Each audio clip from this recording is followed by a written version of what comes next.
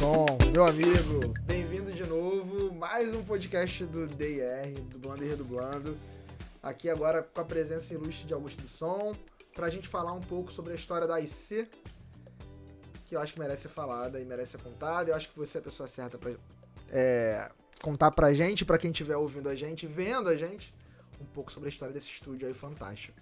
Estou emocionadíssimo e muito feliz por ter mais uma oportunidade de bater papo com o Augusto e de estar aqui num canal que eu gosto e sou tão fã do conteúdo. É um privilégio.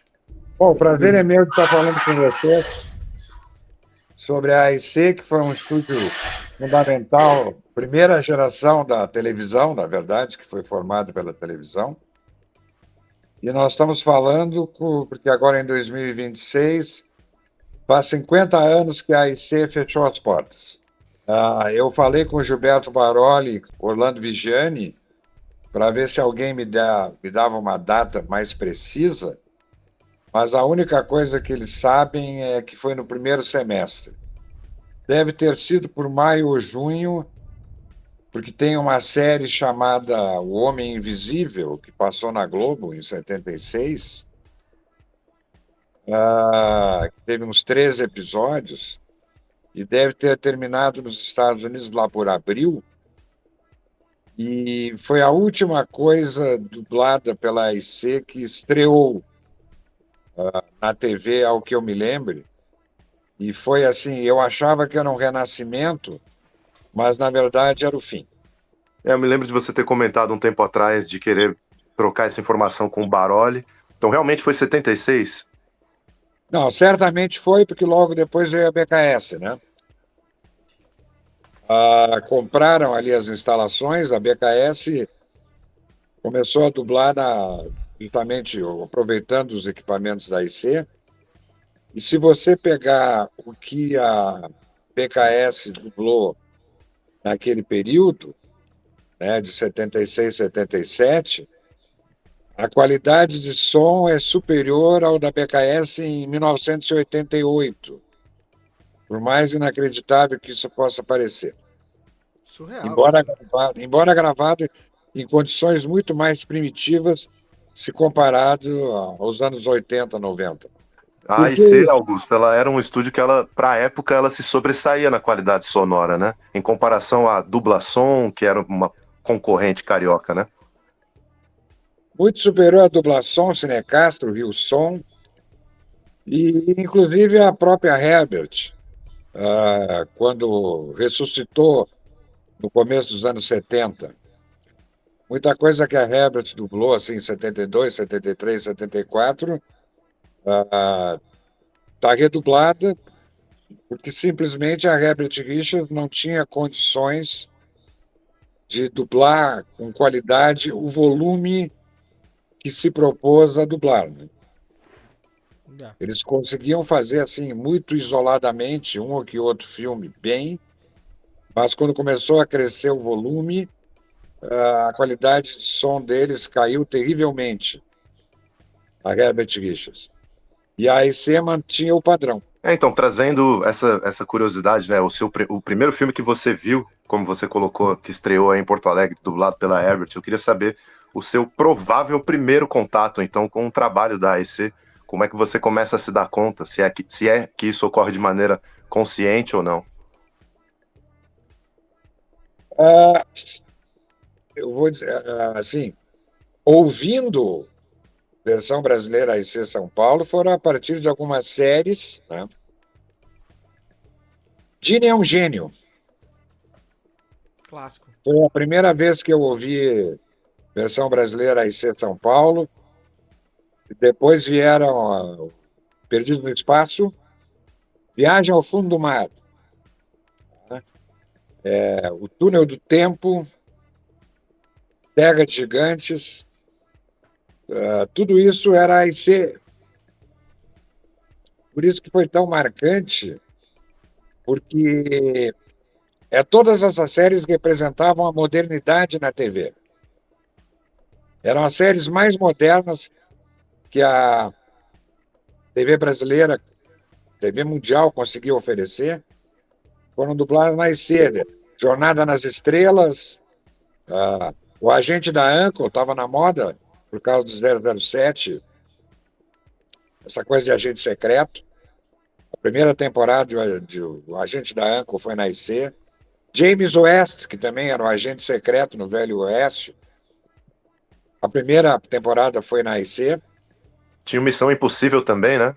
Missão Impossível, pelo menos 3 temporadas foram na IC, que também era extremamente ousado, moderno. Tudo isso. Porque os desenhos, a gente não sabia qual era o estúdio. Só assim os posteriores. Tá? Por exemplo, os Flintstones. Flintstones a gente não tem locução do estúdio. Esses desenhos, boa parte, foram feitos na Gravação e logo em seguida a IC, porque o estúdio inicialmente se chamou Gravação, foi o primeiro estúdio de dublagem fundado no Brasil, foi a Gravação, por um cidadão de uma família muito rica chamada Mário Aldrá, que tinha sido ator e produtor cinematográfico. Tinha, em 1950, com 28 a 29 anos, criado um estúdio de uma produtora cinematográfica de São Paulo, Maristela Produções, que fechou ao longo dos anos 50, produziu alguns filmes e fechou. E aí ele abriu esse estúdio, Gravação, primeiro do Brasil, e um mês depois, isso foi em 1958, aí abriu um estúdio carioca chamado Ziv. E então era Gravação, a Columbia começou a dublar na Gravação, e chegou um período em que a Columbia era distribuidora da Hanna-Barbera. E eles queriam lançar os Flintstones no Brasil, em 1961, 62. O som da IC já era superior ao dos demais estúdios, mas a Columbia achou que era insuficiente aquela qualidade. Para fazer os Flintstones, eles levaram o Valdir de Oliveira, que ia dirigir a série para os Estados Unidos. Levaram mais um, acho que o Volner Camargo, que era o diretor artístico da IC. Era um carioca que tinha ido para São Paulo. Levaram os dois para os Estados Unidos. O pai do Emerson Camargo. Pai do Emerson Camargo. E aí propuseram a Gravação, um contrato cujas repercussões são muito discutidas até hoje, em que eles se comprometiam a pagar todos os equipamentos, a instalar na então Gravação, os equipamentos mais modernos do mundo. Certo? E o que eles exigiam em troca? Que a Gravação não ficaria impedida de dublar filmes da Warner e da Metro. Os outros estavam liberados, mas da Warner e da Metro não. Filmes de longa-metragem. Séries poderia. Depois a Metro mandou o Agente da Uncle, mas filmes não. E pelos desdobramentos, era uma coisa muito engraçada, porque a Columbia não tinha a obrigatoriedade de mandar todos os seus filmes para a IC. Por que eu estou dizendo? Seria o seu estúdio preferencial, mas não era aquela coisa, se eu mandar para outro estúdio que não seja da IC, houve uma quebra de contrato. Me parece, eu estou fazendo essa consideração, porque a primeira vez que saíram nomes de filmes no jornal, porque os jornais diziam, tipo, sessão das 10 filmes, não diziam qual era o filme. Então, para 1965, a Willys, que era fabricante de automóveis, patrocinou todas as capitais do Brasil, isso aí no Rio, São Paulo, Porto Alegre, possivelmente em Belo Horizonte, anúncios de um imenso acervo da Colômbia, de mais de 60 filmes, que iam ser exibidos. E eles estavam financiando pesado isso, porque, além de sair a lista completa, ainda quando o filme ia estrear na TV, naquela cidade, saiu um anúncio com o nome do filme, as fotos dos atores e tudo mais. E desse acervo de 60 filmes, tem muitos títulos da Colômbia ali que não foram dublados na IC. Foram dublados na Herbert Richards e na Cinecastro. Possivelmente metade daqueles filmes foram dublados na IC e a outra metade foi dublada na Herbert Richards e na Cinecastro. E esse contrato durou de 61, final de 61, a final de 71. Caramba, 10 anos. 10 anos. Mas ainda por inércia, embora o contrato tivesse acabado, por inércia, em 1972, a Colômbia continuou mandando filmes para a IC. Até que em junho de 73, estreou o primeiro filme da Colômbia dublado na Herbert Richards. Mas aí, eventualmente, também a Colômbia, por pura necessidade, por exemplo, fizeram um desenho Disney é um Gênio, em 74, e a Colômbia mandou para a IC para ter a voz da Lília Marçal, né? Como diz. E a dublagem carioca não tinha nenhum estúdio lá que pudesse se equiparar à IC. Tinha ótimos atores, mas não tinha como, né? Não tinha condições de competir. A grande fatia do mercado estava aqui naquela época, né? Eu até posso... A IC teve várias crises, mas eu até fiz aqui umas anotações.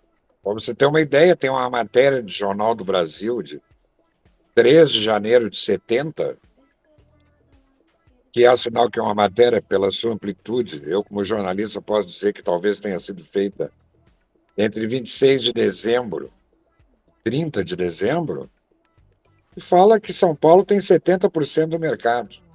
E nesse período aí a IC estava dublando o Macbeth, Shakespeare, dirigido pelo Orson Welles. Inclusive a matéria registra isso.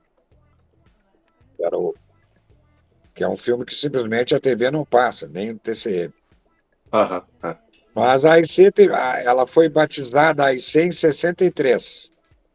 Trocou de nome. Lá ela operava como gravação? Como gravação. Aí em 73, esse carioca que tinha vindo da Rádio Nacional, o Volner Camargo, rebatizou-a de Arte Industrial Cinematográfica. Entendi. Porque ele era o diretor artístico da IC. O diretor artístico, eu acho que esse cargo, não sei se existia na Herbert, acho que não. O diretor artístico era uma ponte entre o patrão e os dubladores. Então, o diretor artístico era um grande supervisor do trabalho de dublagem, escolhia diretores, eventualmente escolhia atores. E aí, em 1966, a IC atingiu o seu ápice, né? Como estúdio de dublagem, que não só tinha todos aqueles dubladores, como gente do Rio veio para São Paulo para dublar. Quem que você pode citar dessa principal leva? Eu ia perguntar isso também. Veio, por exemplo, o Thelma de Avelar, que eu acho que ele dublou Disneylândia na IC, porque eu não me lembro, eu estaria mentindo para você que a Disneylândia que eu soubesse que era IC. Não, eu fui saber depois, porque no YouTube botaram um vídeo, né, muito antigo, que se ouve a voz do Holder Casarré, Gilberto Baroli, e o Walt Disney tinha uma voz, eu nunca mais vi aquela voz, a não ser na Disneylândia, Então veio o Telmo de Avelar, veio o Roberto Mendes, veio o meu conterrâneo gaúcho Carlos Leão, veio a Elza Martins, que eu acho que era casada com o Roberto Mendes, veio o Jomeri Pozzoli. Esse até comentei com você que é um caso muito curioso, né? Ouvir o Jomeri. O Jomeri Pozzoli. Veio o Celso Vasconcelos, que dublava na Rio Som. E, bom, esses ficaram 1 ano, mais ou menos. Mas aí veio o casal que ficaria 10 anos, até o fechamento da IC e um pouco depois, que era o Silvio Matos, que morreu recentemente, e a Aliomar de Matos, que tinham dublado na Herbert e na Rio Som. Vieram para São Paulo, alugaram uma casa ao lado da IC. Se faltasse alguém, eles podiam ser chamados. Vieram essas pessoas. E o Jorge Ramos, que depois viraria uma legenda, fazer trailers de filme, que é um pernambucano, começou na IC nesse período. Inclusive, essa aí eu não sabia que ele era pernambucano. É o Jorge que assina aquele filme da Elizabeth Taylor, De Repente, no Último Verão? É a voz dele ali na assinatura? Não, porque ele estava já no Rio. Ah, já no Rio? Já estava no Rio. O que aconteceu com o Jorge Ramos é o seguinte: o Jorge Ramos, por curiosidade, ele morreu aqui em Porto Alegre, sabe? Ele tinha me pedido amizade no Facebook, eu aceitei, eu queria falar com ele, mas ele acabou morrendo. Uns 2 ou 3 meses depois de ter me pedido amizade. É uma voz icônica. Ele tinha um problema renal. Ele veio para cá porque a filha dele morava aqui. E botou o estúdio de gravações dele aqui em Porto Alegre. Ele morreu aqui. O que se fala do Jorge Ramos é o seguinte: ele teve que sair de São Paulo. Ele ia fazer uma carreira brilhante na IC. Ele saiu por perseguição, é isso? Ele saiu com medo de ser pego, eu acho. Sabe? Não se tem elemento, não se pôde entrevistar. E foi para o Rio. Mas ele começou na IC, a gente tem registro de várias participações do Jorge Ramos na IC, porque São Paulo sempre teve uma característica: quando as pessoas de outras praças vinham para São Paulo abria espaço. Até hoje em dia. Você veja que teve um período aí que a PKS foi dublar lá um filme, Aeroporto 79, e um dos membros do elenco era o Robert Wagner, que tinha feito a série Casal 20 na Herbert, com a voz do André Filho, e a BKS chamou o André Filho para fazer o Robert Wagner. Pois a BKS dublou um filme com o Leslie Nielsen, era o Márcio Seixas, que fazia o Leslie Nielsen no Rio. A BKS chamou o Márcio Seixas. Chamou o Nilton da Mata, Bruce Willis, em 16. Exatamente. Macacos, eu acho. 13 macacos, não lembro dos números dos macacos. 13 macacos. É uma 12 coisa macacos. Inclusive, uma vez o Gilberto Baroli disse: eu gostaria que isso fosse reciprocado. Porque o que se diz é que o Rio só aceitava dublador de São Paulo. Hoje está um pouco diferente. Quando o cliente, chamado cliente, que é o grande estúdio americano, impõe. Quando a Warner chega, não. Esse ator eu quero que seja o Wendel Bezerra. Realmente, essa reciprocidade, que o São Paulo convocava os dubladores do Rio para lá, mas já o Rio não era tão comum chamar o dublador de São Paulo para lá, isso em 2020. De forma alguma. O Bruno quer falar alguma coisa. Vai lá, por favor.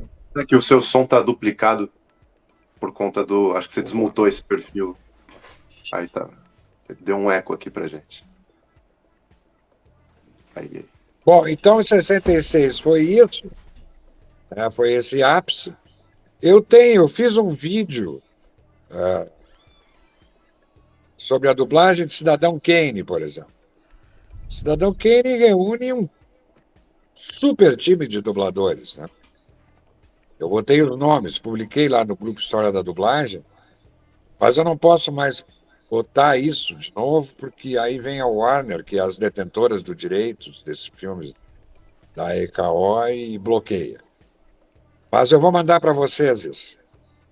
Você Então, falou sobre Que no caso, quando a IC pega ali a conta, digamos assim, da Columbia, existe esse pedido da Columbia para que ela não duble títulos da Warner. E Nessa da Metro. época em E da específico, Metro. É. quem fazia. Exatamente. Mas da Warner em específico, quem fazia os títulos da Warner? O Rio, porque é o seguinte, esses grandes clássicos da Warner dos anos 30 e 40, houve um negócio lá nos Estados Unidos que quem passou a distribuir esses filmes na TV foi a United Artists. Tá? Então se você pegar um filme antigo da Warner com a dublagem original, é isso que eles vão dizer. Eles não vão dizer distribuição Warner Bros., eles vão dizer distribuição United Artists. Isso inclui, por exemplo, a primeira versão do Casablanca. O Tesouro de Sierra Madre, Humphrey Bogart. Então, a United Arts mandava ou para Rio Som ou para Cinecastro. Entendi. Nessa época... de 65, 66, 67. Rio Som ou Cinecastro. Ou Cinecastro. E aí o Rio construiu uma reputação de cima disso, porque o Humphrey Bogart tinha 2 fantásticos dubladores no Rio. Na Rio Som, o Paulo Pereira, que é praticamente um Humphrey Bogart natural, tal a semelhança da sua voz com ele. E na Cinecastro, o Jefferson Duarte, que tem um tom mais sinistro. Né? E aí que se criou essa coisa que dubladora da Bette Davis é a Ida Gomes, né? Que era atriz de TV. E essa exigência da Columbia fez com que o seguinte, grandes clássicos dos anos 30 e 40, raros foram dublados em São Paulo, a quase totalidade no Rio, porque a Universal era outra grande distribuidora. Distribuía os seus títulos, e também por um negócio americano, todos os grandes filmes da Paramount até entre 30 e 49. Mas quanto à Universal não havia impeditivo, mas ela dublava no Rio, ela optou por dublar no Rio. Só a partir de 70 que ela opta por dublar na IC. A Universal, ela começa a escolher a IC como cliente a partir de 70? É. Entendi. Antes todos os títulos, a maioria deles No eram Rio. dublados no Rio também. No Rio. Ótimo. Preferencialmente na Cinecastro, mas não só na Cinecastro.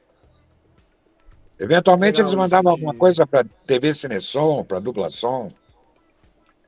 É nessa época da exclusividade que você comenta, onde foi proposto pro Carlos Alberto Vaccari também ser exclusivo, sem pagar a devida exclusividade. Eu li uma história aí a respeito disso. Veja bem, aí É. Vaccari começa a fazer locução na IC em 68. Porque até 67 o locutor oficial da IC era o Ibrahim Barquini. Exatamente. Que saiu da IC, porque fez um concurso, eu acho, saiu da IC no final de 67 e largou, né, isso. Aí assume o Vaccari, mas o Vaccari teve um derrame lá por 70, 71, e ele não podia, ele estava sem condições de ler. Tinham que dizer para ele o que ele ia dizer. Por exemplo, Vaccari, diz aí, numa distribuição, diga aí o título, Fronteiras da Violência. Tá. Agora diz, uma distribuição MCA. Agora diz, versão brasileira IC São Paulo. Estava sem condições de ler. Caramba. O Vaccari, até 70, até ter esse derrame, inclusive dublava. Tem vários registros de dublagem dele. Com esse derrame do Vaccari, assume o Francisco Borges. Vocês vão ver várias locuções de produções antigas da IC, o Francisco Borges faz a locução. E o Francisco Borges, eu acho que ele fica até o final da IC. Fica.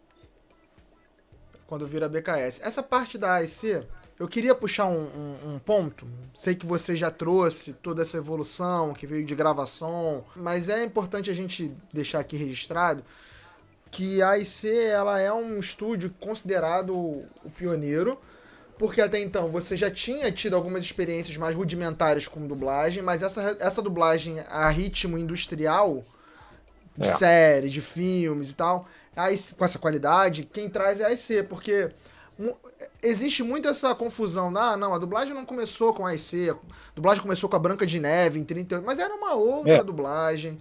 É uma dublagem muito mais rudimentar, feita em estúdio de gravação de disco, especificamente para cinema. Foi ali o primeiro flerte do Brasil com o que era a dublagem. Mas essa dublagem, ritmo industrial, que começa ali com a gravação, com os Flintstones, com o Rin-Tin-Tin, e vai evoluindo ali para a AIC, efetivamente na década de 60 e 70, a AIC foi pioneira e chegou um momento, que o Augusto vai me corrigir se eu estiver errado, que ela era o principal estúdio que os distribuidores queriam mandar os seus produtos, assim, quando possível, né? Eu li que, nessa época, as emissoras de TV ainda tinham um certo controle, embora o distribuidor que mandasse, mas eles tinham uma preferência pela AIC, pela qualidade, pelo leque de vozes, pelo profissionalismo que ela tinha em relação a outros estúdios dessa época.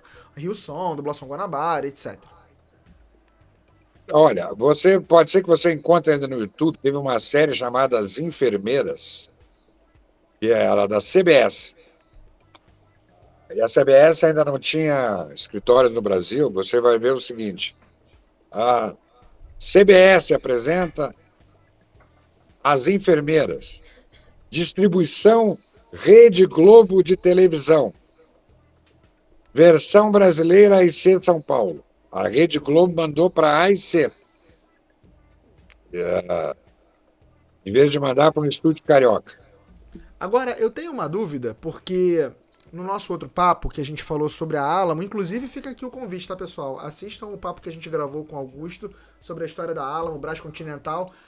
O papo foi um pouco antes do ressurgimento da dublagem da Alamo de Poderoso Chefão, e já nos trouxe muitas informações que a gente acabou corroborando com os trechos que a gente conseguiu consumir da dublagem da Alamo de Poderoso Chefão. Mas naquele papo, a gente falava sobre como a Fox mandava os títulos para a Dublação Guanabara. Mas eu lembro de alguns títulos da Fox que vieram para a AIC. Agonia e Êxtase, por exemplo. Eu lembro se não me engano, o Vacari falando: a Fox Filmes do Brasil orgulhosamente apresenta Agonia e Êxtase, versão brasileira AIC São Paulo. Queria que você explicasse um pouco melhor como é que era isso da Fox mandar para a AIC, mandava para outros estúdios, como é que era essa parceria da Fox com esse estúdio, se você sabe. O que aconteceu foi o seguinte: essas, por exemplo, séries de TV produzidas pela Fox, 65, 66, tipo Viagem ao Fundo do Mar, que foi um grande sucesso, Túnel do Tempo. O próprio Perdidos no Espaço é da Fox também, né? O próprio Perdidos no Espaço. Depois de Batman. Batman é um caso muito interessante que eu vou comentar. Havia uma distribuidora chamada Cinevideo. Você pode ser que pegue um episódio antigo do Viagem ao Fundo do Mar, que vai dizer: a Cinevideo orgulhosamente apresenta a extraordinária produção da 20th Century Fox, Viagem ao Fundo do Mar. Então a Cinevideo mandava, como estava com esse acervo da Fox, mandava para a AIC. Acontece que tem certos filmes da AIC, da Fox, eu não sei por que houve algum negócio lá nos Estados Unidos, que provisoriamente foram distribuídos na TV por uma empresa chamada Seven Arts. E essa Seven Arts controlava a Warner Bros. Então, filmes famosos, o Tyrone Power, por exemplo, produzidos na Fox, foram distribuídos na TV pela Warner Seven Arts. Tipo A Marca do Zorro e Sangue e Areia. Tá? Entrou assim com distribuição da Warner. Se era o Warner, foi para o Rio. Já o Manto Sagrado, que foi assim, uma grande estreia televisiva na época, foi para a IC. E aí se criou assim certos esquisitices, né? A continuação do Manto Sagrado, que era Demétrios e os Gladiadores, foi dublado no Rio, na Dublação. Exatamente. Aí houve a redublagem. Mas quem é que foi primeiro redublado? Foi o Demétrios. Foi redublado na Herbert. Aí resolveram redublar o Manto Sagrado. E mandaram para a BKS. Foi em momentos diferentes. Quer dizer que, então, o que havia originalmente, esse descompasso, permanece na redublagem. É isso que aconteceu. Tem vários filmes da Fox que foram dublados na Dublação, porque foram distribuídos na TV pela Seven Arts Warner, por isso.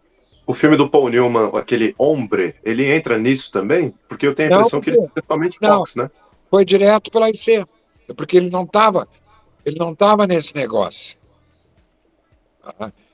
Esse negócio aí da Warner é até o começo dos anos 60. O Hombre já é 67. Você falou sobre a história do Batman, e por que você falou que é uma história curiosa e particular? Você quer contar pra gente? Porque a Cinevídeo mandou Batman. Isso aí foi uma discussão de anos. Mandou o Batman e se dizia que não. As pessoas diziam, não, mas essa versão da IC é uma redublagem. Mas aí não se tinha prova. E veio essa lenda que tinha sido inicialmente feito na Audiophone no Brasil, até que alguém conseguiu vídeos. A Cinevídeo mandou para a TV Cinesom o Batman. Apareceram os vídeos. Por exemplo, o Newton da Mata era o Batman. Telmo de Avelar era o Coringa.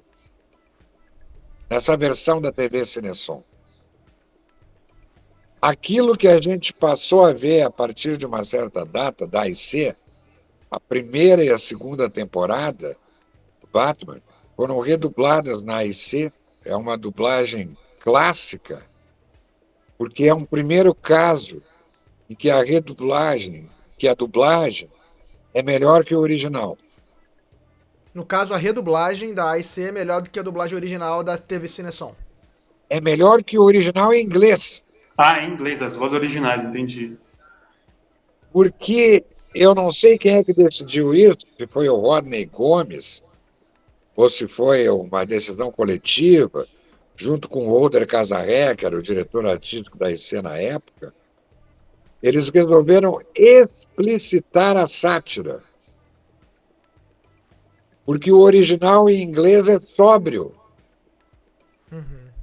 Se vocês querem... Eu acho que é por isso que muita gente fala que dublado é muito mais engraçado, né? Mas é claro. Então aquela coisa... Então, Batman e Robin... Aquilo é criação.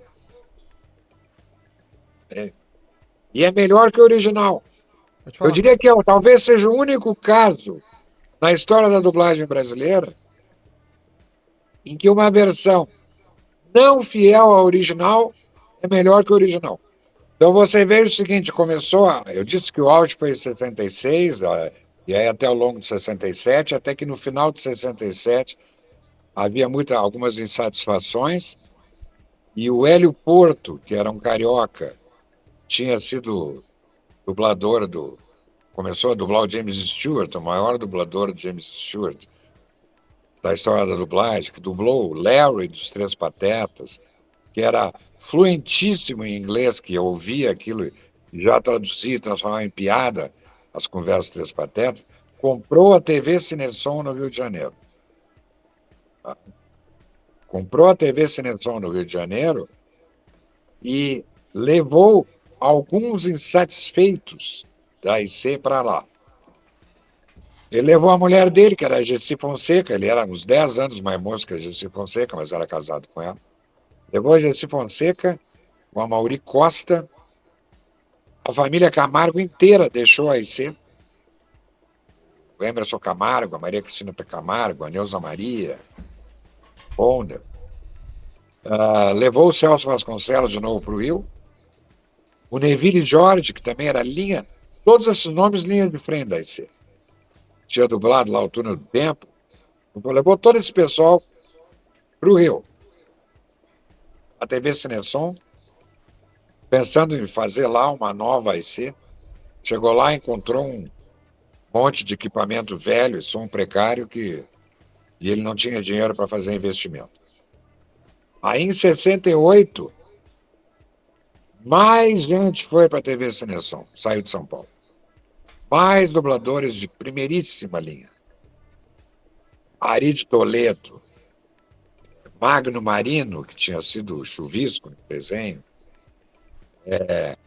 Henrique Ogala, Rebelo Neto, que tinha sido do Sr. Spock, Jornal das Estrelas. Esse não foi para a TV Cinesom. Esse foi para dublação. Araquém Saldanha, Denis Carvalho e Osmar Prado deixaram a IC, porque decidiram se dedicar à TV.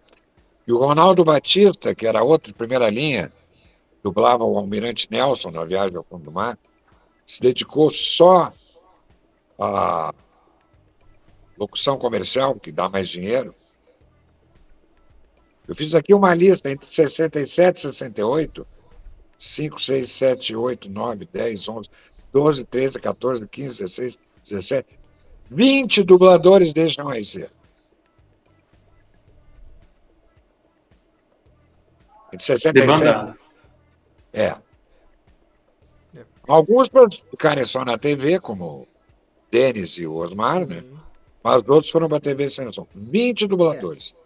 Nessa época, a TV estava começando a surgir, assim, o auge da televisão brasileira em termos de novela começou ali em 70 e vai, né? Então uma galera foi pra TV, começou a surgir concorrência, começou a surgir a Álamo, a Odil, se eu não me engano, já tava, ou começou nessa época, e essa galera foi saindo, não é isso? O Osmar Prado virou um astro mesmo, né? Acontece o seguinte, o Odil e a Álamo, quando surgiram, não foram concorrentes da IC, porque a única coisa que eles dublavam era o que a Brás Continental mandava para eles, que era a Paramount. Um estúdio único. E certas produções inglesas. Nunca foi concorrente da IC. Nem a Odil, nem a Alan. Mas aí acontece o seguinte, você veja bem, 20 dubladores saíram, e mesmo assim, vocês lembram que eu fiz a referência? O Jornal do Brasil fala, na virada de 69 para 70, que 70% do mercado ainda é em São Paulo. Mas aí em 70, 71, vem uma nova crise, que mais dubladores deixam a IC. Por exemplo, Valdir Oliveira, que era pioneiro desde os Flintstones, foi para o Dilfone no Brasil. Flávio Galvão, que tinha dublado o Major Nelson em Dini é um Gênio. Larga a dublagem, fazer só a TV. Arquimedes Pires, que dublava o Daniel Boone, faz um concurso no centro do país, e Goiás, mas vai para lá. Aldo César, deixa a IC. Aldo César era uma espécie de Darcy Pedrosa da IC. Começa a trabalhar na TV Tupi e dublar ocasionalmente na Odil. Deixa a IC. Carlos Campanile, deixa a IC. Vai fazer vai trabalhar na Cinecastro de São Paulo e na Odil. Hugo de Aquino Júnior, outro que também faz um concurso e deixa a dublagem. Wilson Ribeiro, que era um astro de primeira da IC, deixa também o estúdio. Osmílio Campos, deixa a IC. Xandó Batista. Astrogildo Filho, que tinha sido a terceira voz do Capitão Químico, Jornal das Estrelas, eles disseram que ele estava superado, também foi dublar na Odil, deixou a IC. Osmano Cardoso e o filho, Antônio Cardoso, também vão dublar na Cinecastro de São Paulo.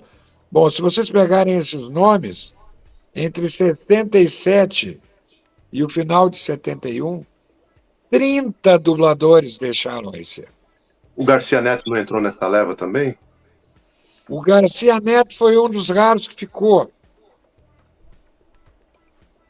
O Garcia Neto teve um período que ele tinha sido mandado embora da IC, mas ele foi reintegrado judicialmente. Sim. que deve ter sido lá por 68, 69. Então, você sabe o que é isso? 30 dubladores, 20 dos quais linha de frente da AIC. Aí, o que a AIC fica? Fica reduzida a Garcia Neto, Marcos Miranda, Francisco Borges, João Paulo Ramalho, José Soares, Borges de Barros. Que ainda é um super time, né? Mas saiu bastante gente boa. E acontece o seguinte, você não consegue ter volume de dublagem sem ter que repetir as vozes e fazer falsete. Uhum. E você perdeu 30 vozes. Entende? 30. Claro, esses caras que ficaram na IC, tipo Francisco José, tipo Marcos Miranda, Garcia Neto, depois foram, nos anos 80, viraram estrelas na Herbert Richards. Silvio Navas, né? O Silvio Navas foi promovido, ele era um dublador de terceiro ou quarto time da IC. Sabe? E foi promovido. Nelson Batista foi promovido também, em função dessas levas de gente que sai. Entende? É isso que acontece. É muita eu gente li boa, cara. que eles foram pedindo muitos empréstimos, né? O Marcos Aldrade tinha ele era muito... Eu vi numa entrevista do Marco Antônio falando que ele era muito visionário. Não é visionário a palavra, na verdade, é um cara que sem os pés no chão. E aí ele comprou a Ibrasom, se meteu numas dívidas e aí juntou essa galera saindo e eles decretam falência ali no começo dos anos 70, não é isso? 76. Ele não sabia administrar, ele tinha dinheiro de família. Não sabia quem tem dinheiro. Algumas pessoas têm dinheiro de família, não tem tino administrativo. E aí o Bodan Kostif, que era um técnico junto em sociedade com a Pierangela, compra e coloca o nome de BKS. E nesse primeiro período de BKS, inclusive, várias pessoas que tinham... Eu vou dizer uma coisa para você, desses 30 dubladores que eu falei, tá? Nessas levas de 67, 68, 70, 71, só 3 voltaram. Quando a TV Cinesom fechou lá no Rio, o Hélio Porto e a Gessi Fonseca voltaram para São Paulo. Foi aí que houve a redublagem da Batman, que a Gessi Fonseca faz a Mulher Gato. E o Hélio Porto dublava só ocasionalmente, ele era mais diretor e tradutor. Os dois, então, voltaram para a IC, e o Amaury Costa voltou num período muito definido para fazer uma coisa só. Uma série de filmes feitos para a TV do Kolchak, um jornalista que se deparava com casos sobrenaturais. Vai. E aí então, é assim, o fim da IC. É o fim da IC. Então você vê, de 33 voltam. Aí dizem que no final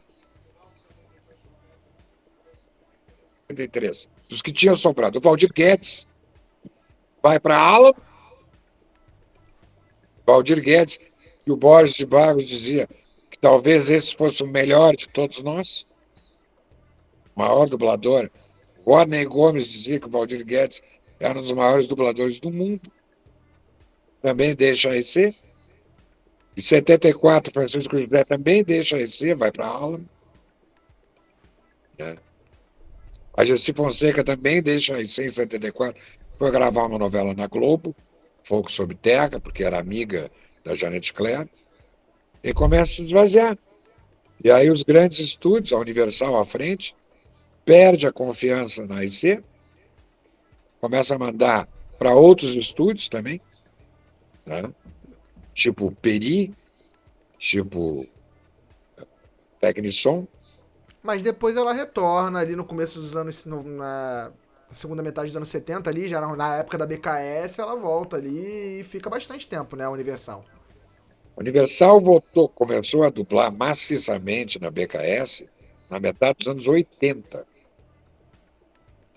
A dublagem de Tubarão é dessa época? Sim, metade dos anos 80? Metade dos 80, lá de 83, 84. Do Golpe de Mestre também. O famoso filme com o Robert Redford e Paul Newman. Mais ou menos nessa época. Augusto, no último papo que a gente teve a sua presença aqui, que a gente tratou sobre Odil, Alamo, Paramount, né? Você citou alguns dos grandes títulos que foram dublados na Alamo, né? Na sua opinião, quais os grandes títulos da AEC, os maiores, assim, que a gente pode relembrar aqui? Bom, aquele que é considerado o filme mais bem dirigido de todos os tempos, né, que é o Cidadão Kane.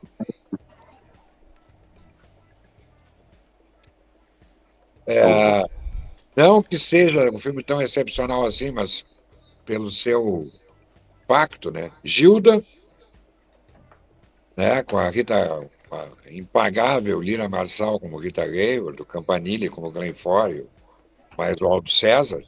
Ainda bem que essa dublagem foi resgatada, porque a redublagem da Alamo está muito abaixo.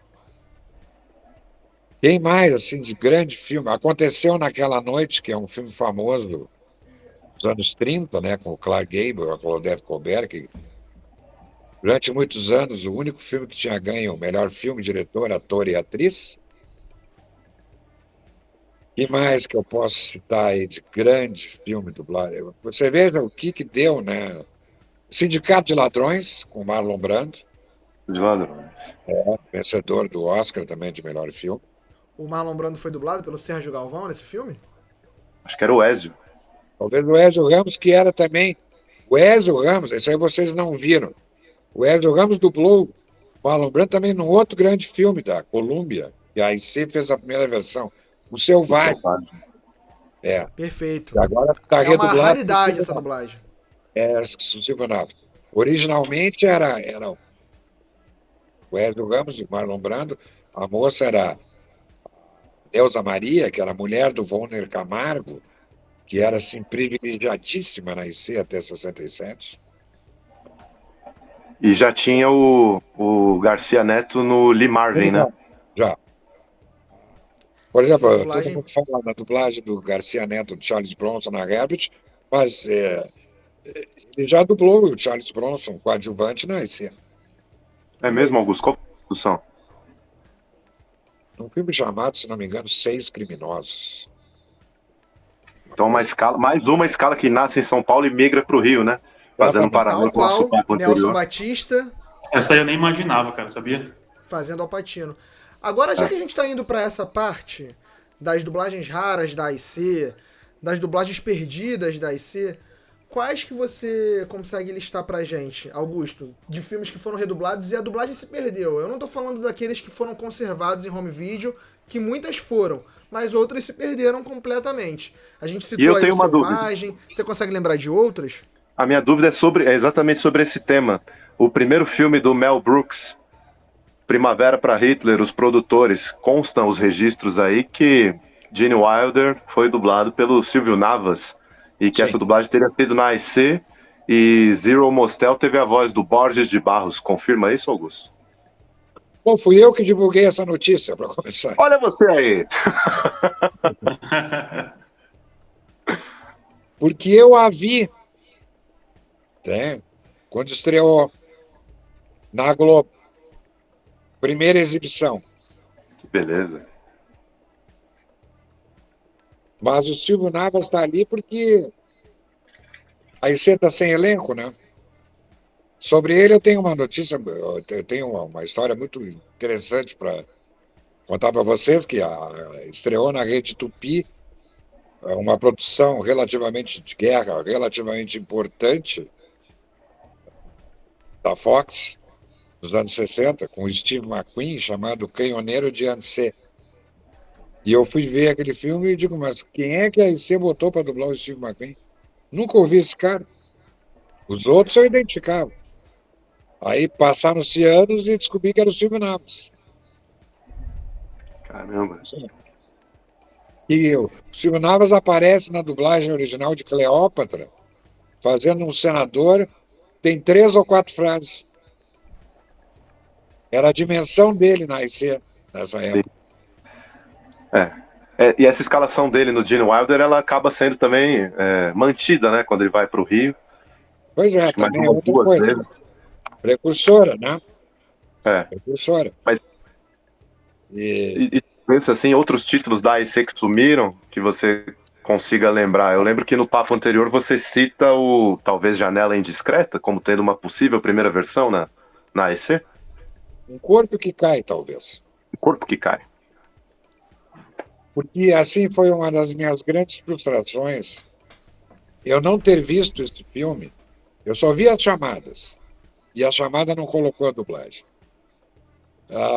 Esse filme passou em Porto Alegre em dezembro de 71 e mais 2 vezes em 72, até que o Hitchcock retirou o filme da TV.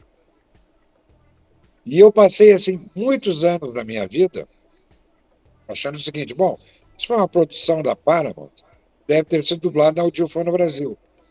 Mas depois descobri que lá num daqueles negócios, como o Hitchcock era o produtor, quem ficou dono do filme foi a Universal. Bom, mas a Universal dublava na IC nessa época. Então pode ter sido na IC originalmente. Ou talvez até Herbert Richards, mas eu acho menos provável. Mas eu acredito que possa ter sido na IC. E o Arquimedes Pires, né, que fez o Daniel Boone, tem uma vaga ideia daquela cena do fotógrafo com a perna engessada, né, olhando pela janela. Bom, isso é Janela Indiscreta. Só que essa versão de Janela Indiscreta jamais passou em Porto Alegre. Outro grande filme que a RC dublou, Spartacus.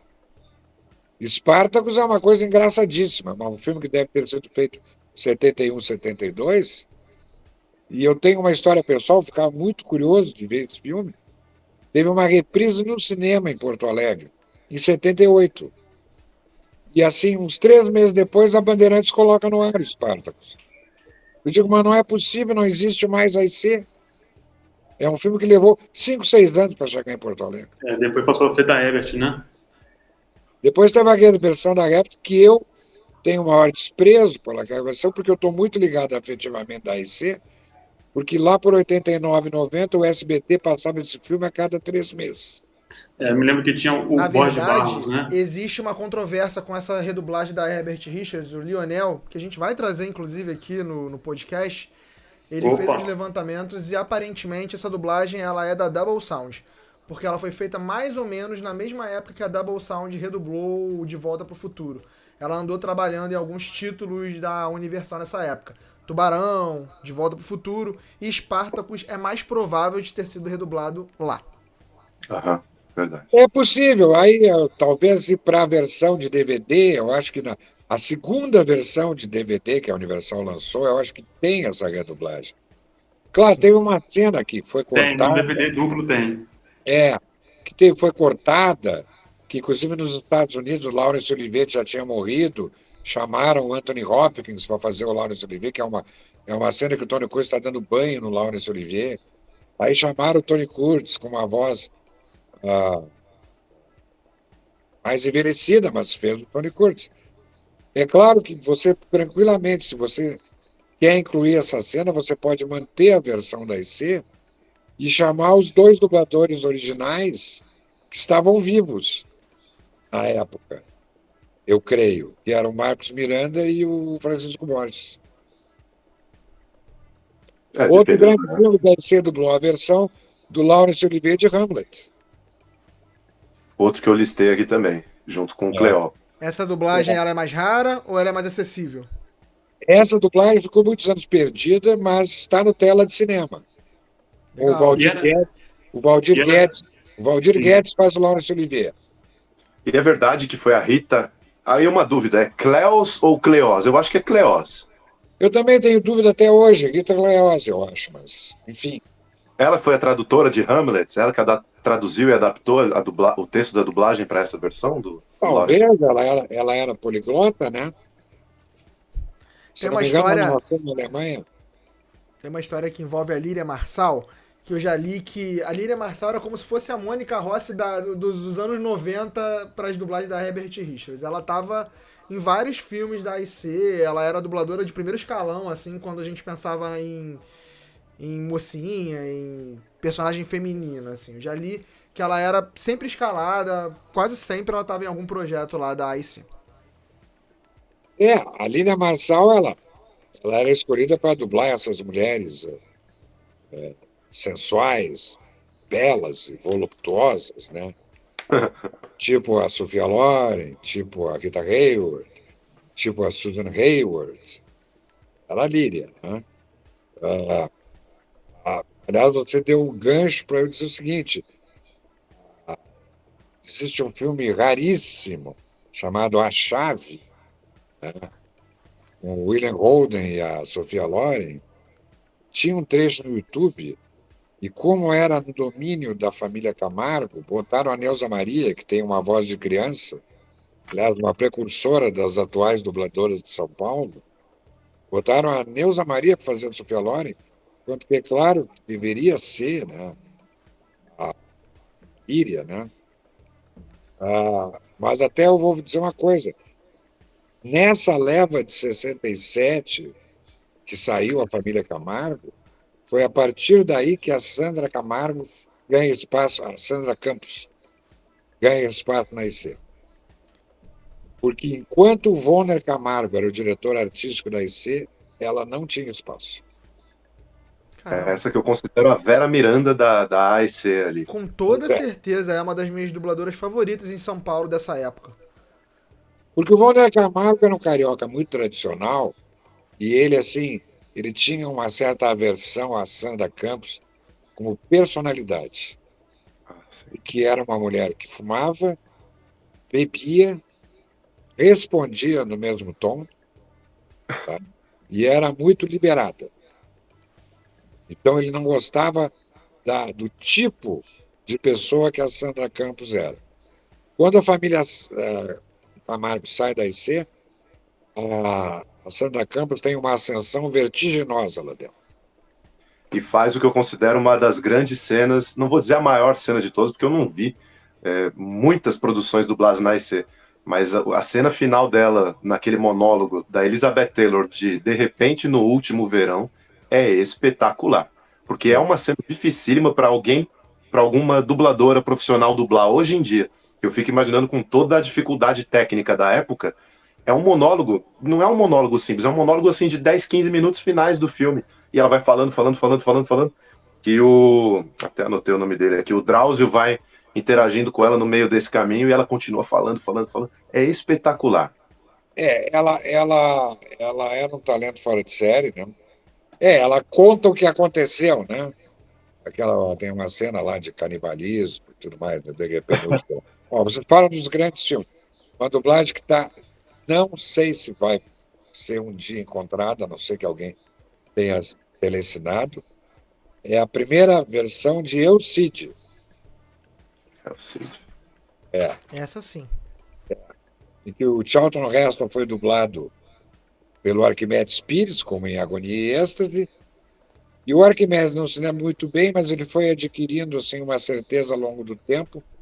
E quem teria dublado a Sophia Loren foi a Línia Marçal. E ele disse que o Flávio Galvão e o Aldo César estavam na dublagem. Depois deixariam a IC. Porque o Cid saiu no Jornal do Brasil. Foi comprado, é um grande lote da Bandeirantes. Grande pela celebridade dos títulos, né? Eles compraram Cleópatra, O Manto Sagrado, O Ovades, Doutor Fantástico e Eu, Cid. Né? E Eu, Cid. E Eu, Cid foi dublado na IC porque era distribuído por um estúdio inglês chamado Rank Organization, cuja entrada era um homem batendo num gongo. A IC dublou a maior parte dos filmes que esse estúdio fez a partir dos anos 50, e esses filmes estão completamente desaparecidos da TV. Mas o mais célebre que a Rank distribuiu foi o Eu, Cid. Isso eu não sei se um dia a gente vai encontrar essa dublagem. Então, é até isso que eu ia falar sobre o colecionismo, né? Sei que tem várias dublagens raríssimas, mas se você pudesse escolher uma para poder rever, somente uma, teria alguma assim que o seu coração falaria mais alto? Para rever ou uma que eu nunca vi? Tanto faz, para rever ou que o senhor nunca viu. Ambas, por favor, ambas. Para rever a dublagem original do Crepúsculo dos Deuses, feita na Odil no Brasil, com o Valdir Oliveira, que criou o papel na IC, né, do William Holden. Sendo o William Holden, a Dulcemara Vieira, que era mãe do Nelson Machado, fazendo a Gloria Swanson, o Líbero Miguel, que dirigiu a versão fazendo o mordomo, o Eric von Stroheim, e a Nair Silva fazendo a atriz que era a namorada do William Holden no filme. Isso eu gostaria de rever. Que elenco. Eu cheguei a comprar, pedi lá para a filha da minha mulher comprar nos Estados Unidos esse DVD, esse Blu-ray, porque dizia que tinha uma versão brasileira e eu tinha a esperança que fosse a original. Não, o que tinha era a redublagem, com o Elcio Romar fazendo William Holden. E isso eu gostaria de rever. E a que eu gostaria de ver, porque nunca vi, seria justamente essa versão da AIC de El Cid.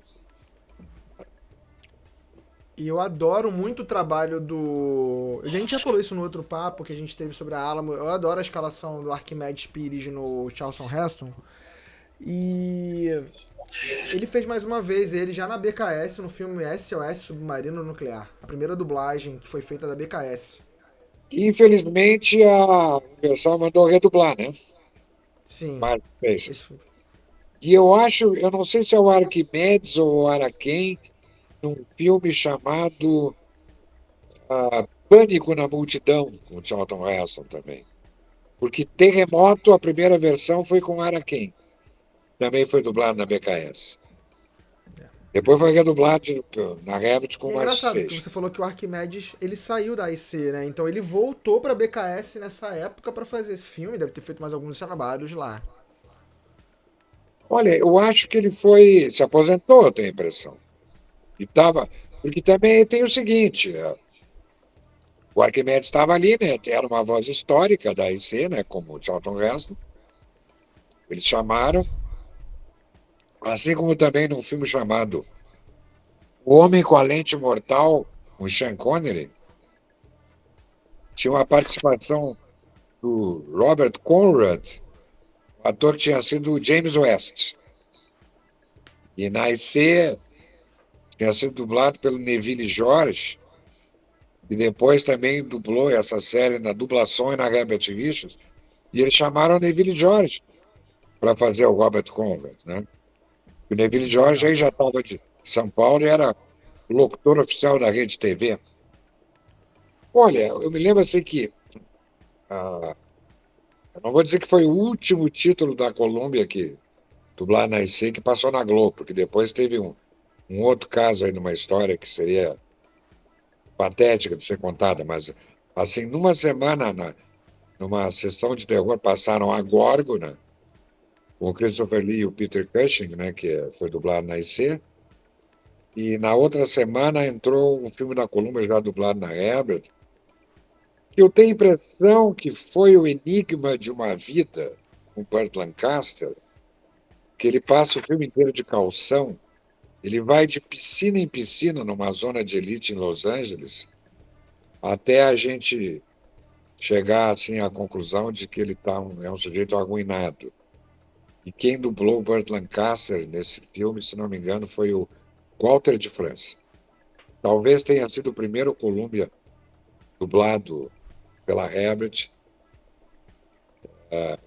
que passou na Globo. Talvez. Terei que ver as minhas anotações. Né? Certo. E assim, caminhando para o fim, a AIC, na transição BKS, a AIC faliu ou ela estava caminhando a passos largos para isso? Ela estava caminhando passos largos problemas de administração, por problemas dos grandes estúdios não confiarem nela. E também tem o seguinte, começou a haver Eu acho que a Herbert Richards fez uma prática chamada de dumping, que é você baixar os preços para arrasar a concorrência, né? Porque tem dois indícios que eu tenho disso, é que o Celso Vasconcelos uma vez disse que o Aloysio Leite Garcia, que era o diretor da Cinecaça, chamou os dubladores e disse que não teriam condições de pagar aquele valor que pagavam, que todo mundo teria que trabalhar por um salário menor, e vários deixaram a Cinecastro, foram para a Herbert, e eu acho que isso só é possível se o concorrente está oferecendo preços melhores, e está oferecendo preços melhores porque baixou, né? E uma vez também tem aí um vídeo que o Nelson Batista, o Francisco Borges e o Francisco Oliveira foram num programa aí numa emissora de São Paulo, e o Nelson Batista disse que a empresa lucra no volume, né?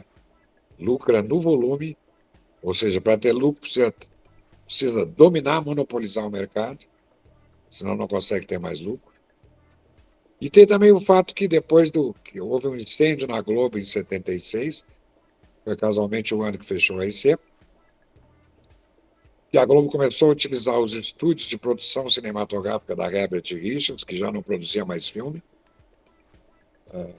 e começou a recomendar às distribuidoras, em função dessa parceria, que mandasse os filmes para Herbert Richards, né? Então parece ser uma junção de fatores, né? Mas ele pode fazer. Rolou um lobby ali da Globo para poder fazer com que a Herbert Richards dominasse o mercado, né? A Globo era um dos maiores canais de televisão e aí recomendando o estúdio, ao mesmo tempo que usava para gravar novelas, estúdios da Herbert, então fez um lobby perfeito ali. Porque você vê, ela era grande compradora de filmes, então a voz dela tinha que ser ouvida.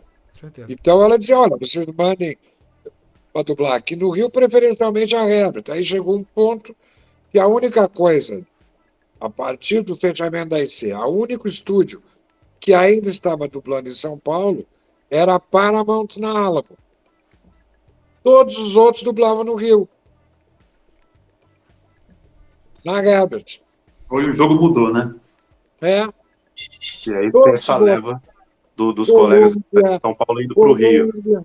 Columbia, Warner, Universal, United Artists, tudo no Rio. Na Herbert. Então, literalmente, com lágrimas nos olhos, eu quero agradecer a presença do nosso colega Augusto, do qual sou muito fã e do qual me sinto extremamente honrado de ter tido uma segunda oportunidade de bater papo com ele sobre esse assunto que nos une, né, ao longo dos anos. Então tá o Fernando em Maringá, no Paraná, o Matheus no Rio de Janeiro, o Augusto no sul do país, em Porto Alegre, e eu aqui em São Paulo. É um exemplo de como esse gostar dublístico que nós cultivamos, ele rompe as barreiras aí dos estados e nos faz parar num dia para bater esse papo que é super esclarecedor. Então só tenho a agradecer a oportunidade de estar nesse canal, aqui com os meus amigos, meus colegas, e poder bater esse papo com a lenda, o ícone Augusto Bisson. Muitíssimo obrigado pela presença. Eu é que agradeço, pessoal. Sempre um prazer falar com você. O primeiro papo foi muito bom, a gente teve um feedback muito bom. Pessoas que utilizaram o nosso podcast sobre a Álamo dos anos 70 como objeto de estudo, isso foi bem legal, assim. Pessoas que utilizaram daquele podcast como objeto de pesquisa, e isso foi engrandecedor, motivo de orgulho pra gente. E eu queria estender isso a você, porque foi graças no seu papo, né? Você tá aqui disponibilizar seu tempo, que isso foi possível. Então quero te agradecer já daquele papo anterior. Cara, eu tenho só que agradecer ao Augusto, eu acompanho também ele, eu tenho ele assinado no meu Facebook. É um prazer falar com uma pessoa desse nível, né? Esse nível intelectual, por assim dizer. É um cara maravilhoso, que foi um bom primeiro papo e um excelente segundo papo. as horas voam, o tempo passa muito rápido. Eu espero a gente fazer um terceiro, quem sabe, mais pra frente.